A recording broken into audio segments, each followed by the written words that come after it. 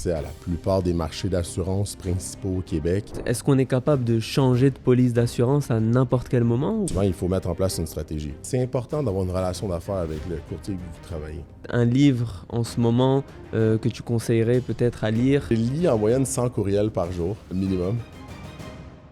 Bonjour à tous et bienvenue pour un nouvel épisode du podcast. Nouvel épisode rime avec nouvel invité bien sûr et dans un domaine très particulier qu'on voit rarement aussi dans des podcasts. C'est pour ça que je voulais apporter ce nouveau champ.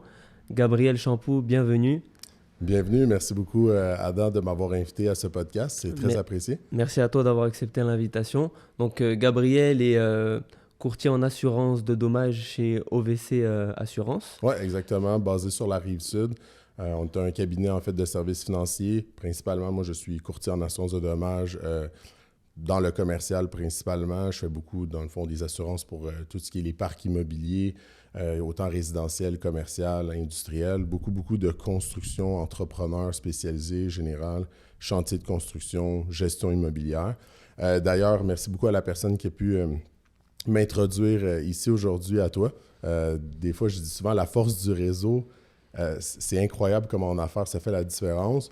Il y a dernièrement des clients avec qui je m'étais de plus en plus rapproché à travers les transactions qu'on a fait au niveau amitié. Puis, ils m'ont invité dans un réseautage que j'ai rencontré Kenza, en fait, qui a l'entreprise Locus, qui aide les gens, en fait, à louer leurs unités. Quand, par exemple, des propriétaires vacants, on va avoir des propriétaires ont des unités vacantes, je veux dire. Puis, merci à elle de m'avoir mis en contact avec toi. Je l'apprécie beaucoup. Puis, ça va être un plaisir de pouvoir te parler aujourd'hui de ce qu'on fait. Parfait. Donc, on va diviser en deux parties. Première partie, je vais te laisser t'introduire. Tu l'as déjà fait un petit peu. On va parler voilà, l'importance d'avoir un courtier en assurance. Et ensuite, le deuxième point, ça sera, comme on avait parlé, c'était économiser, les conseils pour économiser en assurance de dommages. Exact. Donc ça sera notre première partie ensemble. Et ensuite, par la suite, on fera une deuxième partie. Je pense aussi que c'est bien parce que l'assurance de dommages, ça peut devenir assez compliqué rapidement. Puis j'essaie de garder ça au quotidien plaisant pour les gens. Alors, je pense que de se concentrer sur ces deux aspects-là, ça risque d'être bien. Juste pour donner un peu plus d'informations sur OVC Assurance, pour ceux qui ne nous connaissent pas, en fait, on est un cabinet qui a commencé dans les années 2015.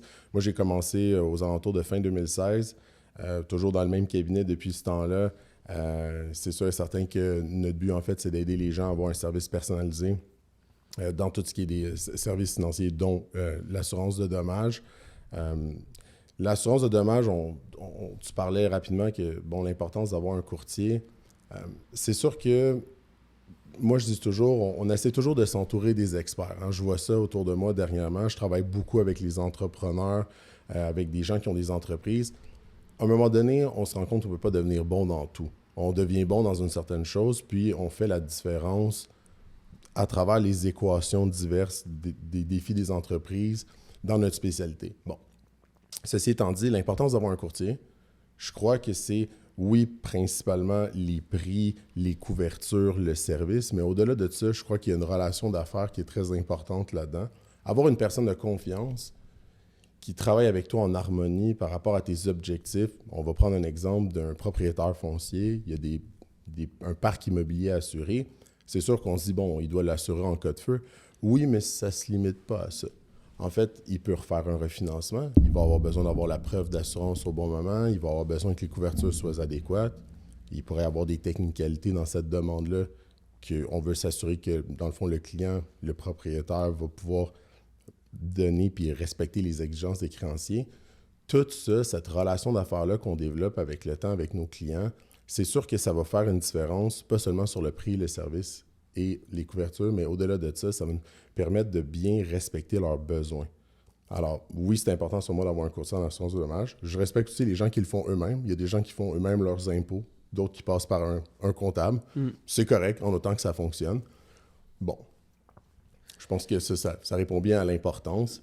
Les prix, c'est sûr que nous, on connaît le marché. Au VC Assurance, on est un cabinet qui est indépendant, on peut dire. On a accès à la plupart des marchés d'assurance principaux au Québec, puis ailleurs, même, on a des marchés qui vont jusqu'à Londres, qu'on appelle les Lloyds. Chaque besoin de client est différent. C'est sûr que si toi, en tant que consommateur, tu cherches tes assurances, puis tu prends une journée à téléphoner à gauche, à droite pour trouver les bons prix, comment est-ce que tu sais en fait que c'est vraiment les bons prix au final? Si tu n'as pas consulté ou été dans le domaine à tous les jours au quotidien, pour nous, on fait la cueillette d'informations, puis après, on te représente pour te trouver ce prix-là. Par exemple. Ouais. Concrètement, disons qu'un nouvel acheteur s'acquiert un nouveau bien immobilier, il doit logiquement s'assurer. Concrètement, qu'est-ce que vous apportez à cette personne? Elle vient vous voir, elle veut voir à peu près ce que vous apportez sur la table par rapport à, disons, un concurrent direct. Ça serait quoi le processus que vous enclenchez à ce moment-là? En fait, c'est une bonne question. En fait, toujours un peu dans le service, ça va être de prendre en charge la personne. Alors, premièrement, ça va commencer avec un premier contact. On veut savoir un peu, de quoi il y en est question. C'est un bon exemple. J'achète un bâtiment, j'ai besoin d'une couverture. Alors, la prise en charge, premier contact. Ensuite de ça, il va y avoir la cueillette d'informations. On doit recueillir une certaine quantité d'informations. Quand on a beaucoup de marchés, tous les assureurs grossistes ne posent pas les mêmes questions ou des questions qui peuvent être légèrement différentes. Alors, on va recueillir cette information-là pour bien comprendre le dossier. Par la suite, on va le soumettre au marché pour par la suite revenir au client avec la meilleure offre. Souvent, en fait, c'est sûr que quand je vérifie pour un client, c'est sûr que je connais aussi très bien mon marché, alors je sais où je m'en vais. Si toi, tu achètes un bâtiment neuf ou un bâtiment qui est plus âgé, qui n'a pas de rénovation, c'est des marchés qui peuvent être différents. Puis les couvertures disponibles peuvent aussi être différentes. Alors, on va s'assurer de présenter au client qu'est-ce qui est l'idéal pour lui dans son besoin. Alors, le prix, mais aussi les couvertures. Exemple, qu'il y aurait un créancier ou des exigences X, Y, Z. Ouais. Ok, très bien, très clair. Si tu veux, on pourrait peut-être passer au conseil, si tu aurais peut-être quelque chose à dire. Certainement, oui. Au conseil que je pourrais donner par rapport à ça, c'est sûr que quand tu travailles avec un courtier, c'est important aussi de savoir qu'on n'est pas juste là pour vous aider à trouver le prix. En fait, on va être là aussi pour vous aider à travers le service s'il arrivait une réclamation. Ça, c'est important d'en parler. On souhaite tous qu'il arrive rien, on s'entend. On veut pas vivre, personne ne veut vivre des drames. Mais si ça l'arrive, c'est rassurant d'avoir un intermédiaire avec nous qui va nous accompagner dans le processus puis qui va défendre nos intérêts. Moi, je vois souvent au quotidien des clients qui ont une réclamation, puis sur le coup, ils viennent me voir puis ils me disent « Bon, ben là, je dois appeler l'assureur, je m'occupe de ça. » Puis je leur dis « Ouais, mais écoute, je suis avec toi là-dedans. Je vais t'accompagner dans le processus. Si tu as des questions, je peux relancer l'assureur, je peux challenger un peu la situation pour t'aider. » Puis je vois que ça leur donne beaucoup d'assurance dans le processus. Puis bon, ben effectivement, au niveau, je sais qu'on veut parler par après de comment aller trouver peut-être des meilleurs prix, comment optimiser nos polices d'assurance.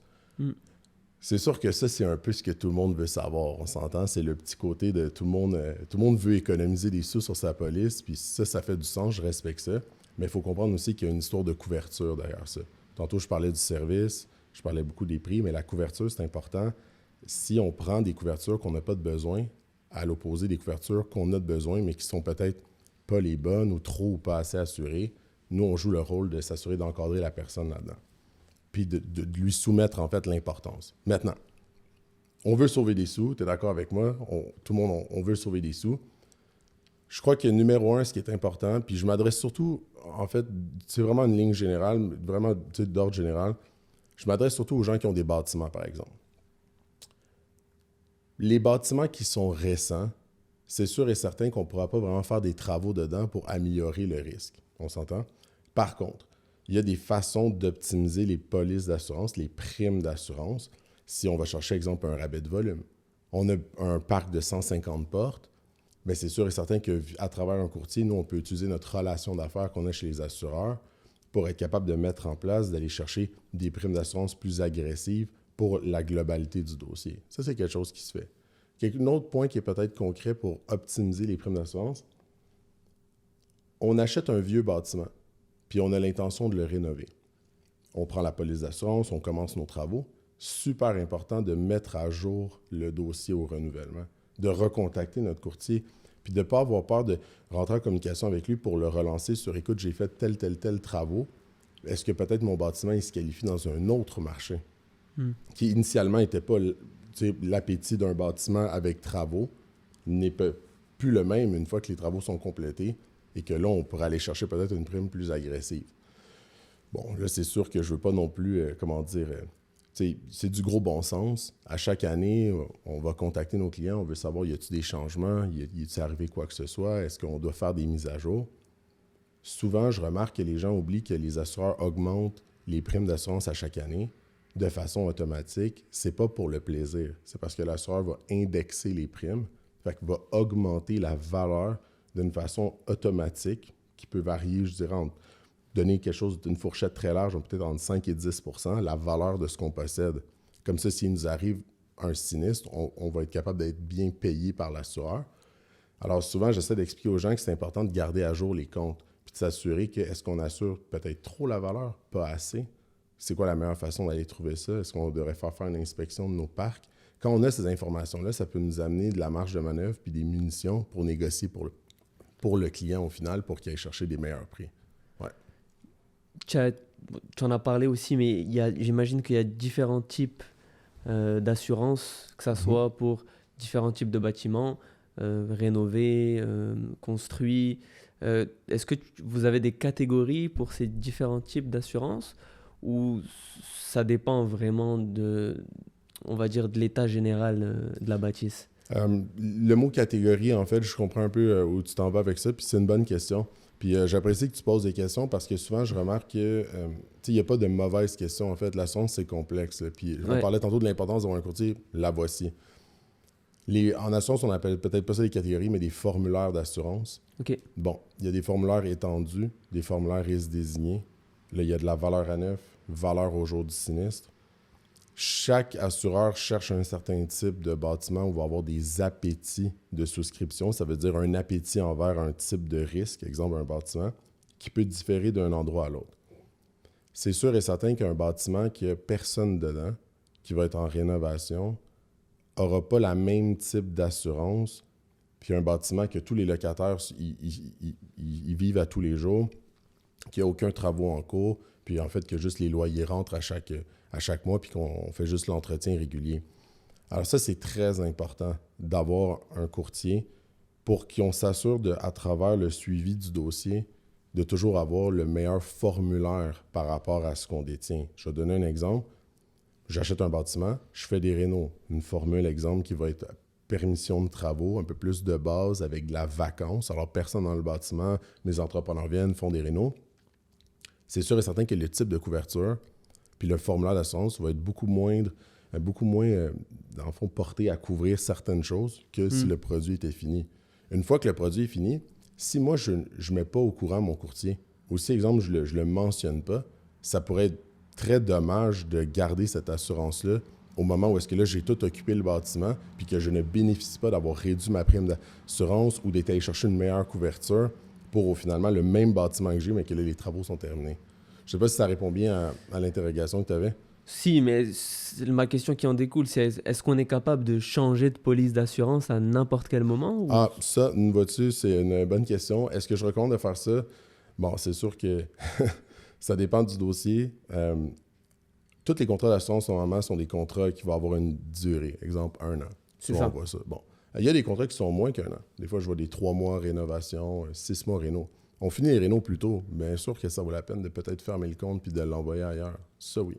Est-ce que quelqu'un qui a déjà des propriétés avec des contrats d'1 an puis qui rencontre un nouveau courtier puis qui lui dit hey, « Écoute, j'aimerais ça changer toutes mes assurances. Est-ce que je cancellerais tout ça tout d'un coup pour tout changer? » Peut-être pas. Peut-être que je préparerais ça, j'utiliserais plus de stratégies pour m'assurer que vraiment le jeu en vaut la chandelle. Il y a des frais de résiliation. On ne veut pas non plus que les clients soient désavantagés de faire ça, mais plutôt avantagés.